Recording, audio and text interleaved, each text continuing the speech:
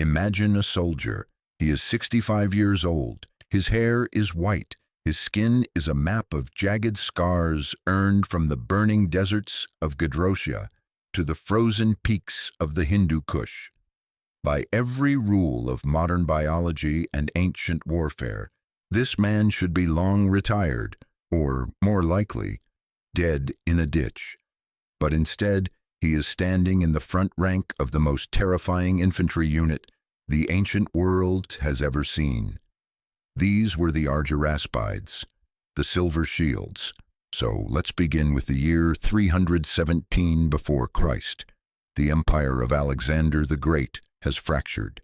His generals, known as the Diadochi, are tearing the world apart like wolves over a carcass.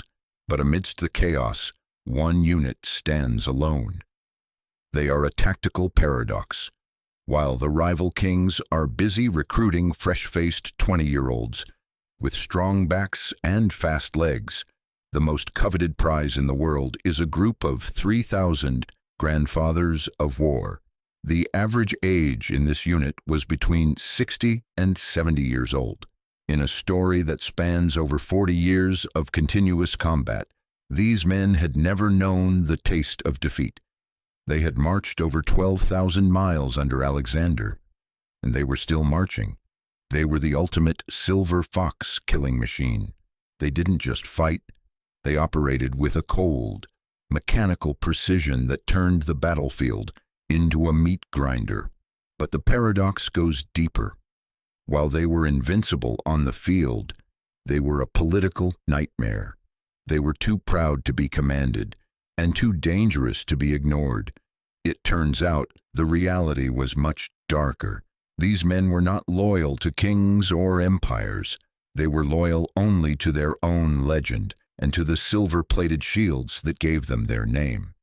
The stage was set for a confrontation that would prove once and for all that old age and treachery will always overcome youth and skill.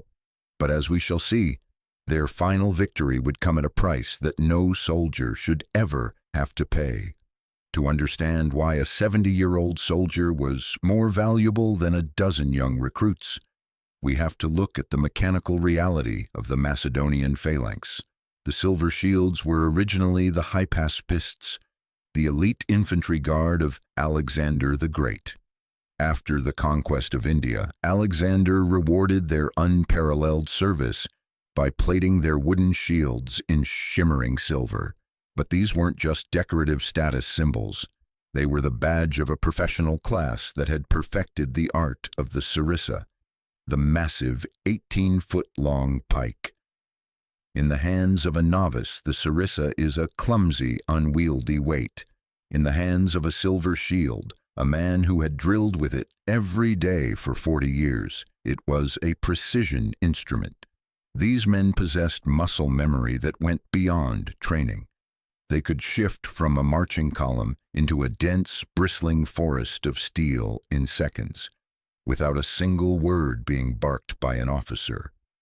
During the wars of the Diadochi, the Silver Shields found themselves under the command of Eumenes of Cardia, a Greek secretary-turned-general who understood that these veterans were his only insurance policy against the massive armies of his rival, Antigonus the One-Eyed.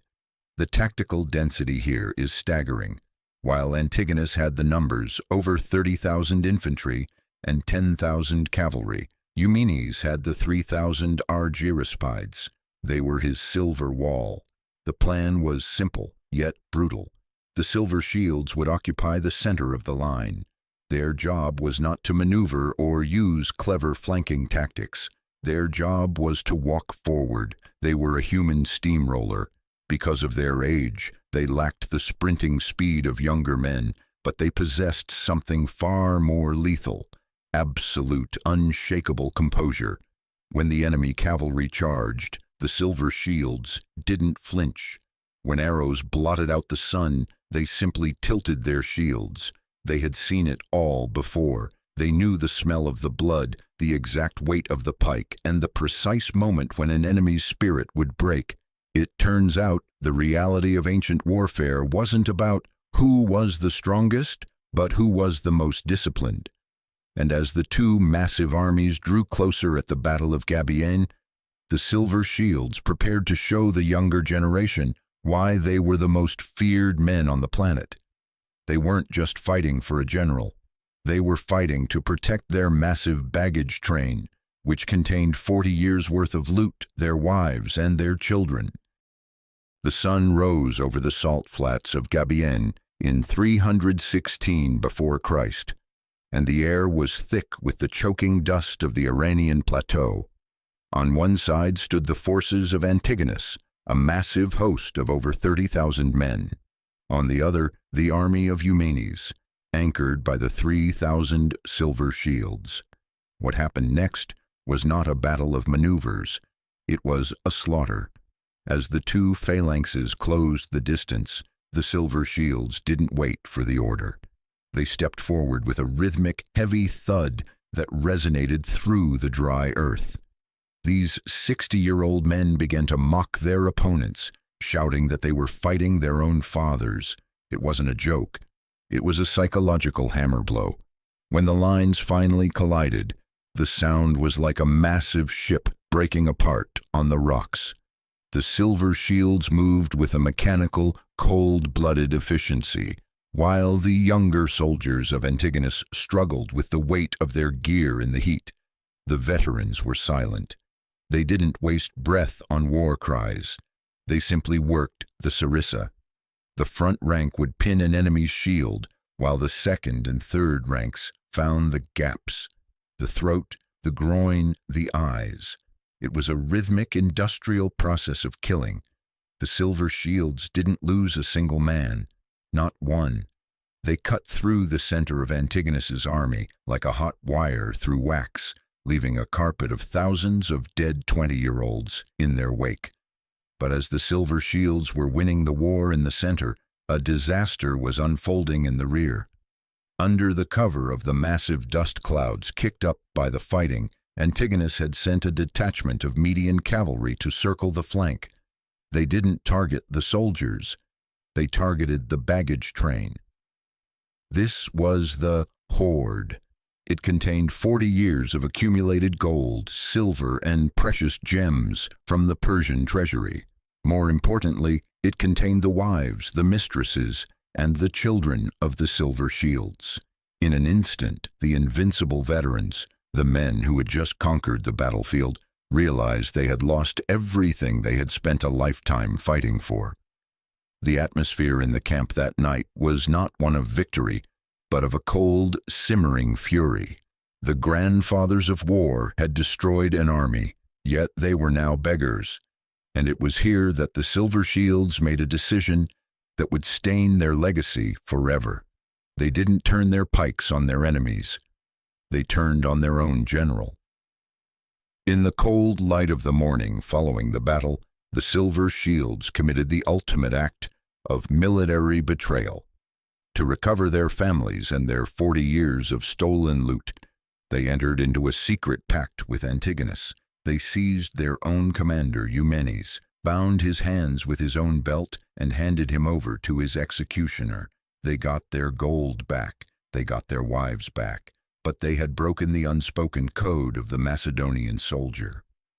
Antigonus, now the most powerful man in the world, looked at these 3,000 invincible old men and felt a chill. He realized that any unit that would betray its own general for a few bags of silver was a ticking time bomb. They were too skilled to be kept in his own army and far too dangerous to be allowed to join another. His solution was a masterclass in cold strategic calculation.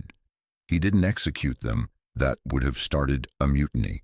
Instead, he dispatched the Silver Shields to Argyraspides, a remote, desolate frontier province in what is now modern-day Afghanistan.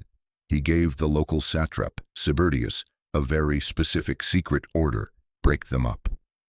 The veterans were sent out in small groups on special missions into the most dangerous, hostile tribal territories.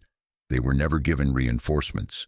They were never given a chance to gather as a unit again. One by one, in nameless skirmishes against tribesmen, The grandfathers of war were picked off. Today, nothing remains of the Silver Shields. There are no monuments to their 40 years of undefeated combat. Only the scattered bones of old men in the dust of the Hindu Kush. The lesson of the Argyraspides is a brutal one. Technical perfection and tactical invincibility mean nothing if you lose your strategic center.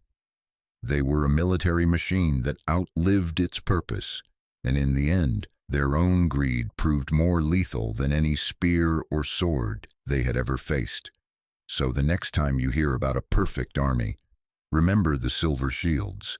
They were too deadly to exist, and in the end, the world found a way to erase them.